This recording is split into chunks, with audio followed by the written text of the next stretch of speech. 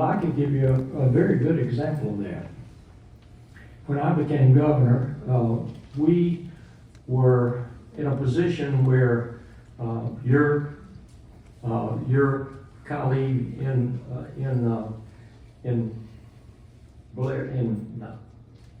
where were you? At Young Harris. Your colleague at Young Harris, Governor Miller, he created the Hope Scholarship Program. Great program, something we were all very, very proud of. But by the time I got in office, the program was on the verge of bankruptcy. We had to make structural changes, and people like Tommy Williams, who's sitting here on the front row, was one of those that helped us do that.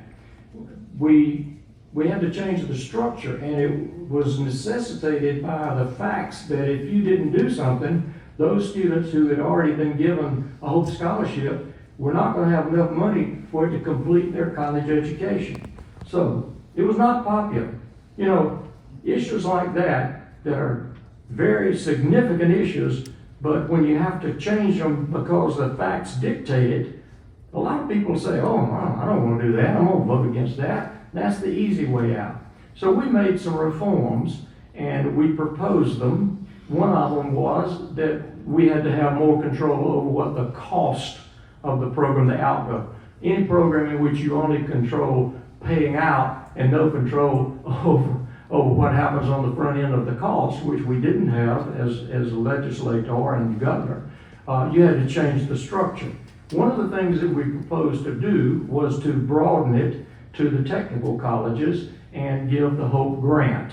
And we said, okay, let's modify that as to how we do that. And so we had said you had to maintain a B average to get a Hope Scholarship. We applied the same thing to the Hope Grant for the technical college. And the minority leader in the State House at that time was Stacey Abrams. And Stacey got to be a good friend of mine.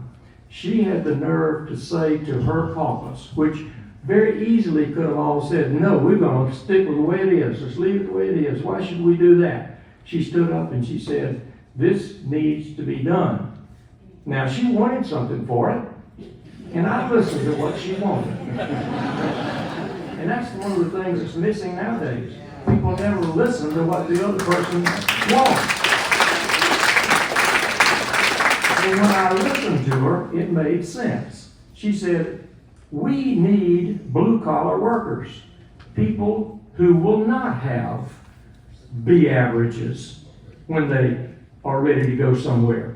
But they need to be the welders and the electricians and the plumbers and the people that we need in the blue-collar industry. And we recognize that because that's the reason that we got to be the #1 state in the country, is because we developed those kind of workers in our society. She was credited with that. She says, you need to just say they have to have a C average to get the Hope Grant to go to technical college. And that made all the difference in the world.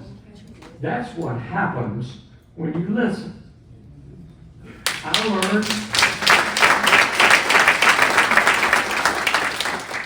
learned from her, and she helped me.